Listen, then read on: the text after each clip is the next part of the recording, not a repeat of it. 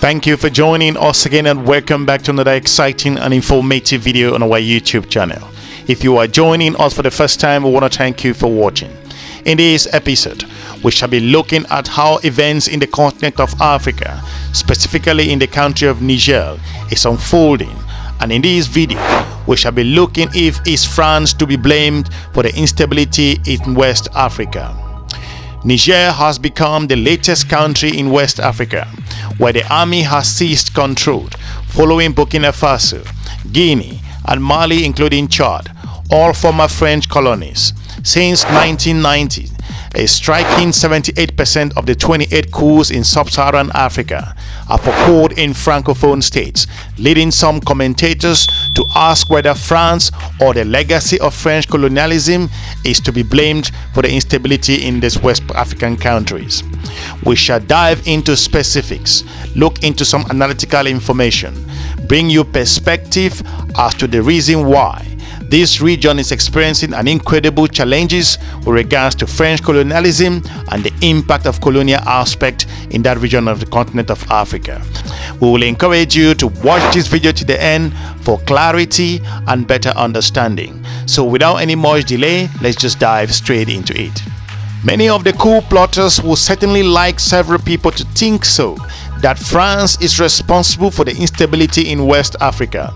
According to Colonial Abdoulaye Maïga, who was named Prime Minister by the military junta in Mali as of September of 2022, launched a scattering attack on France, criticizing neo-colonialist and also condescending, paternalistic and also vengeful policies by France. Mr. Maïga alleged that France has disowned universal moral values and also stabbed Mali in the back.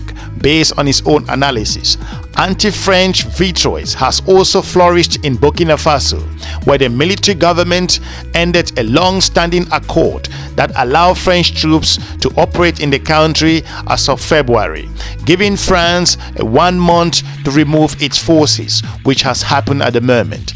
In Niger, which neighbors both countries, allegation that President Mohamed Bazoum was a puppet for French interests were used to legitimate his removal from power, and 5 military deals which France have since been revoked by the junta led by General Abdourahmane Tiani. Partly as a result, the coup was followed by popular protests and also attacks on the French embassy. The historical records provide some support for those grievances. French colonial rule established political systems designed to extract valuable resources while using repressive strategies to retain control. So did the British colonial rule.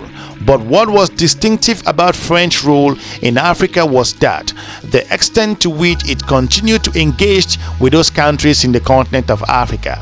Its critics will say that meddle is a little word. Its political affairs and economic issues in the continent of Africa, as France continued to meddle into former territories after independence. 7 of the 9 francophone states in West Africa still use the CFA franc, which is pledged to the euro and guaranteed by France as their currency, a legacy of French economic political activities and towards its former colonies. France also forged defense agreement that saw it regularly intervene militarily on behalf of unpopular pro-French leaders to keep them in power. In many cases, this strengthened the hands of corrupt and abusive figures such as the former president of Chad, President Idriss Deby, and also former Burkina Faso President Blaise Compaoré, creating additional challenges for the struggle for democracy.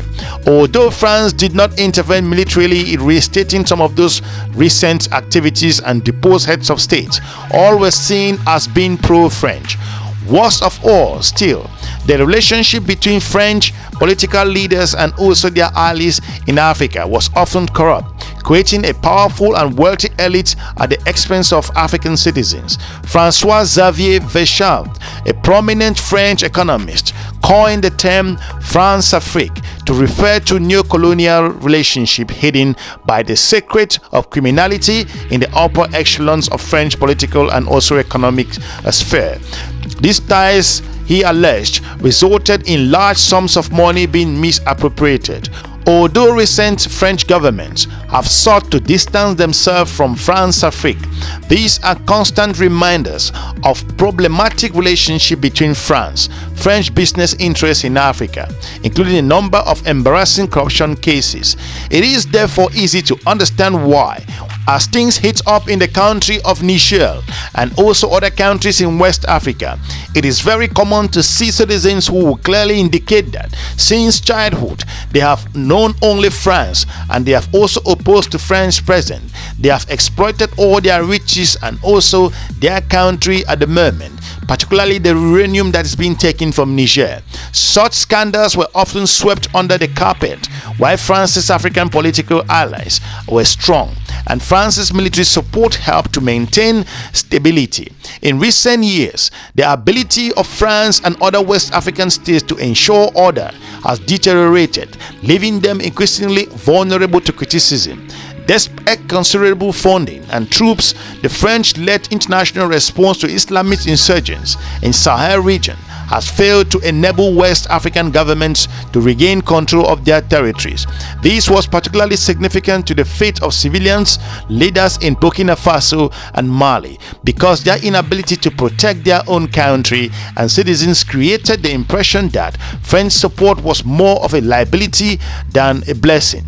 In return, growing popular anger and frustration embodied military leaderships to believe that a coup will be celebrated by the citizens. Yet, for all the mistakes France has made in dealing with these former colonies in Africa over the years, the instability Francophone states are currently experiencing cannot be solely laid at the doorstep of France. It has hardly been the only former colonial power to prop up authoritarian leadership abroad. During the dark days of the Cold War, the United Kingdom and the United States have propped up a number of dictators in return for their loyalty, from Daniel Arap Moi in Kenya to Mobutu Sese Seko in what was then Zaire, now the Democratic Republic of the Congo. The strong relationship between coups and former colonies power was also much less prevalent in previous eras. 4 of those countries that have been in the highest number of coups attempts since 1952 are Nigeria with 8 coups, Ghana with 10 coups, Sierra Leone with 10 coups, and Sudan with 17 coups, which all experienced British rule at the time. While the recent trends of coups in Francophone states may reflect the legacy of France-Afrique coming home to roots, it also has been underpinned by the unprecedented level of insecurity in parts of West Africa and the Sahel region, with armed groups violating extremist and also criminal networks, undermining public confidence in civilian governments, according to UN reports. Each of those coups over the last 3 years has also been driven by a specific set of domestic factors that demonstrated the legitimacy of African political and military leaders. In Mali, the background to the coup included an influx of extremist forces following the collapse of Libya state in 2011, which had France's footprint and handprint on it. Allegations that the president has manipulated local elections, mass anti-government protests, orchestrated opposition parties in the capital. The trigger for the coup in Niger appears to have been President Bazoum's plans to reform the military high command and revamped also General Niamey from his position, and France's intervention in the country's political activities might also be an issue based on analyst report. This is a strong indication that coup was not really intended to strengthen Nigerian sovereignty. The mixed motive of recent coups are well demonstrated by the speed with which many of the new military governments have sought to replace one problematic relations with an external ally with another. At the recent Russian-African summit in St. Petersburg, leaders from Burkina Faso and Mali declared their support for President Vladimir Putin and also invasion of Ukraine. As in the past, the beneficiaries of the global alliance are likely to be the political elites rather than the ordinary citizens. Reducing the French influence is therefore unlikely to be a strong foothold to boom. France has amassed wealth in those African countries. If you consider the historical information and France's interaction with West African countries, France has invested little as compared to what the Chinese have done in those particular countries recently. If you consider France's presence, its interference and manipulation in West Africa, you will consider that France's interest comes first before the citizens of West Africa, and this is not going to be a business as usual. That is the reason why several of those countries in West Africa are standing up to France and making their presence felt, and some have expelled French ambassadors from Mali to Guinea and also to Burkina Faso, and we're currently seeing what's happened in Mali as well. And also if you consider what's going on at the moment and the challenges in Niger, as Niger junta has ordered that France ambassador should leave the country. We are all monitoring what's happening in that particular region, but the big question here is, what role does France has in Niger? If analysts will say that at this particular moment, Africa has gone through lots of challenges considering the COVID-19. Africa in particular is looking to grow its economy, to transform its particular atmosphere, looking at the African continental free trade coming into action, and importing uranium from its own country to electrify France, while at the moment Niger is in complete darkness. We want to thank you for watching.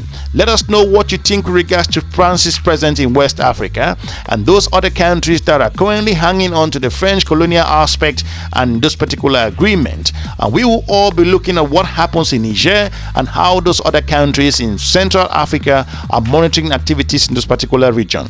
We want to thank you for watching. We encourage you to keep the conversation going. We are looking forward to meeting you soon in our next episode. Have a good day. Bye-bye.